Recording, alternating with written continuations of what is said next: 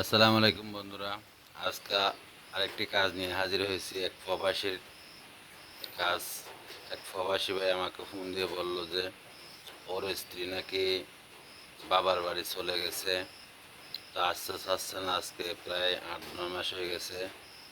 তো এখন ওই ছেলেটা আমার কাছে ফোন দিয়ে বলল যে ভাই এরকম এরকম কি করতে পারি।